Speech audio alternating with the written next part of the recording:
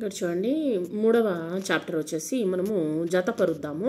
ఇక్కడ వచ్చేసి నక్షత్రాలు ఇవ్వడం జరిగింది. ఒక నక్షత్రము ఇంకో నక్షత్రానికి జతపరచండి. తర్వాత ఇక్కడ 2 కప్పలు ఉన్నాయి, 3 బంతులు ఉన్నాయి, 4 గాలిపటాలు ఉన్నాయి, 5 పండు మిరపకాయలు ఉన్నాయి. ఇక్కడ చూడండి ఈ విధంగా చూపించినట్లుగా నక్షత్రం ఒక నక్షత్రానికి ఇంకో నక్షత్రానికి జతపరచండి. 2 కప్పలు ఉన్నాయి. కప్పలకు బదులుగా నేను గోళీలను వేయడం జరిగింది. గోళాకారాన్ని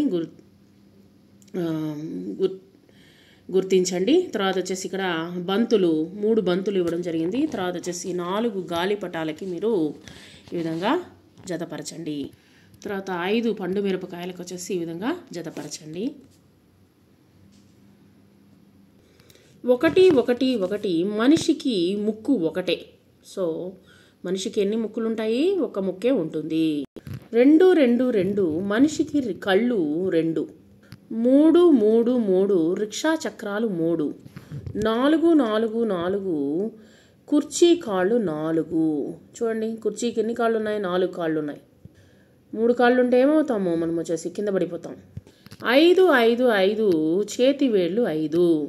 ఇక్కడ గమనించండి, బొమ్మల్ని గమనించండి. పక్షులు, చెట్లు, ఆవు, తర్వాత తాబేలు, తర్వాత పువ్వులు కనిపిస్తూ ఉన్నాయి ఈ యొక్క బొమ్మలో. సో దీని గురించి మనం తెలుసుకోబోతున్నాం ఇప్పుడు. ఇక్కడ ఇచ్చినటువంటి వాటిల్లో అవన్నీ ఎన్ని అనేటువంటిది మనము కనిపెట్టి గుర్తించాలి. ఈ యొక్క బొమ్మలో ఒక ఆవు కనిపిస్తుంది, 2 తాబేళ్లు కనిపిస్తున్నాయి, 3 చెట్లు కనిపిస్తున్నాయి, 4 పువ్వులు కనిపిస్తున్నాయి, 5 పక్షులు కనిపిస్తున్నాయి. ఈ విధంగా రాద్దాము. ఆవు ఎన్ని? 1, తాబేలు ఎన్ని?